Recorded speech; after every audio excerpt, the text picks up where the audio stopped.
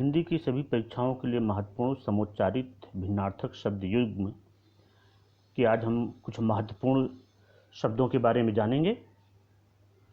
तो चलिए शुरू करते हैं और देखते हैं आज का पहला प्रश्न। एक ही जैसे शब्द दिखते हैं लेकिन इनके अर्थ अलग होते हैं। चलिए देखते हैं। पहला सवाल है कपट और कपाट।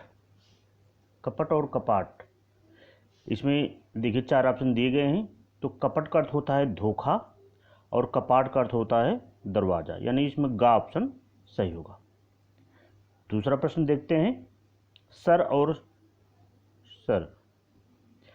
इसमें देखिए 4 ऑप्शन दिए गए हैं। इसमें भी पहले वाले सर का अर्थ होता है बाण और दूसरे सर का अर्थ तालाब, यानी इसमें भी गा ऑप्शन सही है। इसी प्रकार तीसरा प्रश्न वदन और बदन, एक जैसे दिखने वाले शब्द हैं। वदन और बदन, वदन का अर्थ है मुख और बदन का अर्थ है शरीर, यानी मुख और शरीर, यानी इसका का ऑप्शन सही होगा। प्रश्न नंबर 4 छात्र और छत्र। छात्र और छत्र, तो छात्र का अर्थ होता है हम सभी जानते हैं विद्यार्थी, और छत्र यानी छाता, तो इसका खा ऑप्शन सही होगा। ध्यान देना कि यहाँ पर अगर ये दूसरा वाला अच्छा रहता छत्र, तो यहाँ पर हो जाता क्षत्रियोचित कार्य। क्षत्रियोचित यानी क्षत्रियों के द्वारा किया जाने वाला उचित कार्य उसको बोलते हैं, लेकिन यहाँ पर छात्र और छत्र, तो इसलिए खा ऑप्शन विद्यार्थी और छाता। पांचवा प्रश्न देखते हैं कपिश और कपीस। पांचवें में कपिश का अर्थ होता है मटमैला और कपीस यानी सुग्रीव, यानी घा ऑप्शन सही है, मटमैला और सुग्रीव। इसी प्रकार छठा जलज और जलद, तो जलज यानी जल से उत्पन्न, यानी जन्म लेने वाला, जलद जल से बना हुआ, यानी कि छठे का हमारा जो उत्तर सही होगा है कमल और बादल, तो इसमें हमारा ऑप्शन सही होगा खा कमल और बादल। जलज का अर्थ है कमल और जलद यानी बादल। सातवां प्रश्न देखते हैं तरणी और तरुणी। तरणी और तरुणी, यदि आप चाहते हैं कि इसी प्रकार के एजुकेशन के वीडियो आपको हमेशा मिलते रहें, तो इसके लिए आप कटसारी एजुकेशन के इस चैनल को सब्सक्राइब करें, लाइक करें और ज़्यादा से ज़्यादा लोगों के पास इसको शेयर करें। तो यहाँ पर तरणी का अर्थ है नाव और तरुणी का अर्थ है युवती, यानी नाव और युवती या नाव और स्त्री, यानी गा ऑप्शन सही है। तो सातवें में गा ऑप्शन। चलिए देखते हैं प्रथा और प्रथा। आठवां प्रश्न है प्रथा और प्रथा, यानी रीति रिवाज, और प्रथा कहा जाता था कुंती को, जो पांडवों की माता थी कुंती, उनको प्रथा कहा जाता था। चलिए देखते हैं प्रश्न नंबर 9 प्रसाद और प्रसाद। तो प्रसाद का अर्थ है कृपा, प्रसाद का अर्थ है कृपा, और प्रसाद यानी महल, तो का ऑप्शन सही होगा। चलिए देखते हैं 10वां वसन और व्यसन। वसन यानी कपड़ा और व्यसन यानी आदत, यानी 10 का खा, वसन यानी वस्त्र और व्यसन यानी आदत। 11 अंश और अंश। तो प्रश्न नंबर 11 में अंश का अर्थ होता है कंधा और अंश का अर्थ है भाग, यानी कंधा और भाग, तो हमारा जो ऑप्शन सही होगा वो होगा कंधा और भाग। चलिए 12 में देखते हैं अनिल और अनल। अनिल और अनल, तो अनिल का अर्थ होता है वायु और अनल का अर्थ होता है आग, यानी हमारा जो प्रश्न होगा सही 12वें का। प्रश्न नंबर 13 अम्ब और अम्भ। अम्ब और अम्भ, अम्ब का अर्थ होता है माता, अम्बे माता हम लोग बोलते हैं जो, और अम्भ यानी पानी, तो माता और पानी। इसके बाद 13 का सही होगा। प्रश्न नंबर 14 उपल और उत्पल। उपल का अर्थ होता है ओला और उत्पल का अर्थ होता है कमल, यानी गा ऑप्शन सही होगा, ओला और कमल। प्रश्न नंबर 15 पुरुष और पुरुष और परुष। तो प्रश्न नंबर 15 का गा ऑप्शन, पुरुष का अर्थ होता है मनुष्य और परुष का अर्थ होता है कठोर, तो मनुष्य और कठोर। इसी प्रकार से 16 देखते हैं, द्रव और द्रव्य।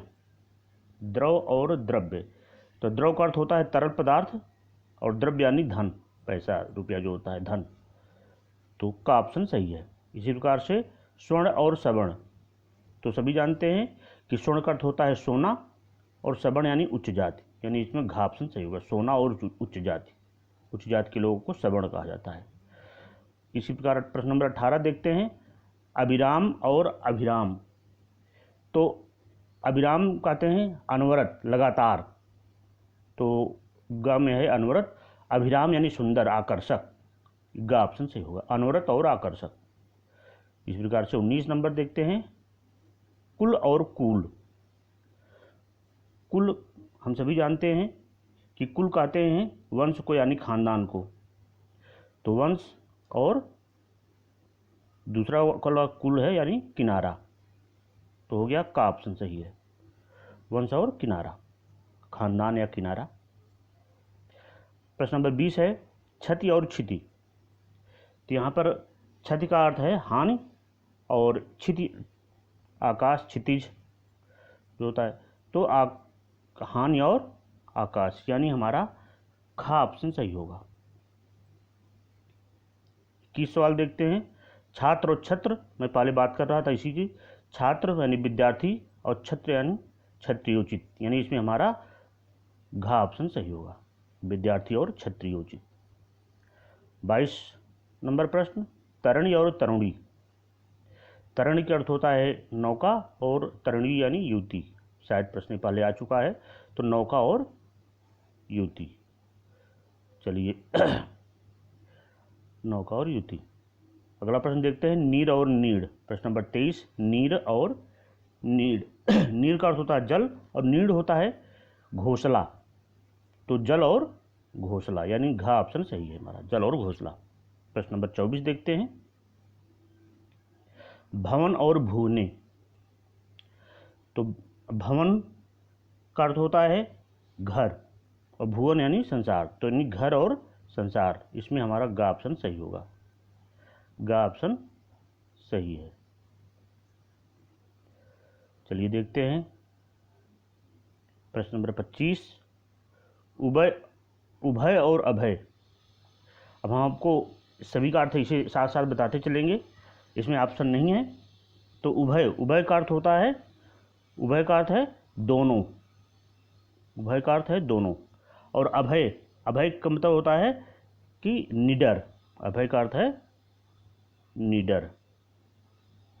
चलिए अगला प्रश्न देखते हैं, प्रश्न नंबर 26, अगम और आगम और अगम। आगम माने होता है प्राप्ति, आगम माने प्राप्ति, और अगम माने होता है दुर्लभ, तो अगम माने होता है प्राप्ति, प्राप्ति, और अगम माने दुर्लभ, मुश्किल से जो मिले, दुर्लभ, दुर्लभ। चलिए प्रश्न नंबर 27 देखते हैं, अर्घ्य और अर्घ्य। तो अर्घ्य देना, अर्घ्य एक बोलते हैं हम कि अर्घ्य, तो अर्घ्य मतलब होता है मूल्य, अर्घ्य का मतलब होता है मूल्य, अर्घ्य का मतलब होता है मूल्य, और अर्घ्य यानी जो पूजा सामग्री, अर्घ्य यानी पूजा सामग्री, पूजा सामग्री। चलिए देखते हैं प्रश्न नंबर 28, अकथ और अथक है। तो अथक और अकथ, तो अथक यानी नाम से ही स्पष्ट है, थक यानी थकना होता है, अथक यानी कि बिना थके हुए, बिना थके कोई भी काम हम जो करते हैं बिना थके, और अकथ का मतलब होता है जो कहा ना जा सके, जो कहा ना जा सके,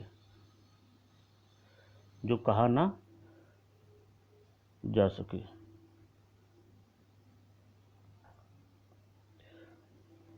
जो कहा ना जा सके उसको हम बोलते हैं अकथ।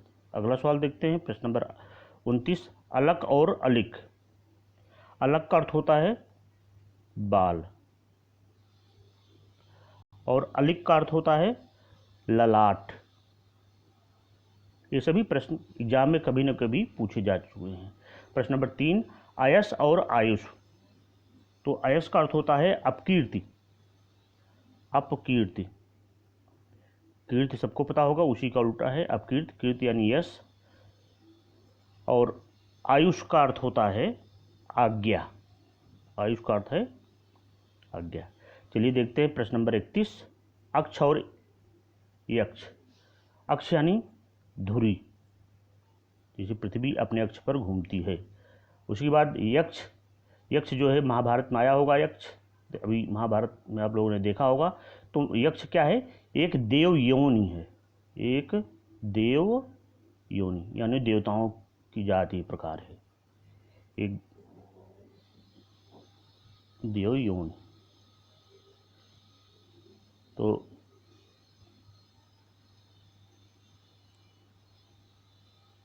चलिए अगला देखते हैं, अली और आली। 32 है, अली और आली। अली यानी जो बोलते हैं सखी, और अली, अली यानी भंवरा। तो अली का अर्थ है यहाँ पर भंवरा, भ्रमर जिसको हम बोलते हैं। अली यानी सखी, सखी। तीसरा है आदि और आधि। आदि 33वां है, आदि और आधि। हम लोग बोलते हैं ना कि जैसे एक तो बोलते हैं लास्ट में बोलते हैं इत्यादि, एक तो हो गया आदि, और जिसे कहते हैं आदि और अंत। तो आदि और अंत में आदि का मतलब हो गया प्रारंभ करना, आदि का अंत हो गया प्रारंभ करना। तो आदि यानी प्रारंभ। और आदि का मतलब होता है मानसिक रोगी, मानसिक रोगी। चलिए अगला प्रश्न देखते हैं, नियत और नियति। 34वां प्रश्न। नियत माने होता है निश्चित, नियत यानी निश्चित, और नियति, नियति का अर्थ होता है निश्चित, और नियति का अर्थ होता है भाग्य, भाग्य। चलिए देखते हैं 35वां प्रश्न, आराती यानी, आराती का अर्थ होता है शत्रु, शत्रु को बोलते हैं आराती। लेकिन जब यही आरती हो जाता है, जिसको हम पूजा पाठ करते हैं, पूजा के समय जो करते हैं, वो हो गया आरती। अगला प्रश्न 36वां, कृपण और कृपाण। कृपण यानी कंजूस, और कृपाण यानी तलवार। चलिए देखते हैं प्रश्न नंबर 37। अब कुल 40 प्रश्न हैं इसमें, और सभी प्रश्न कभी न कभी परीक्षा में आए हुए हैं। प्रणय, प्रणय यानी निवेदन, निवेदन, और प्रणय यानी जो शादी।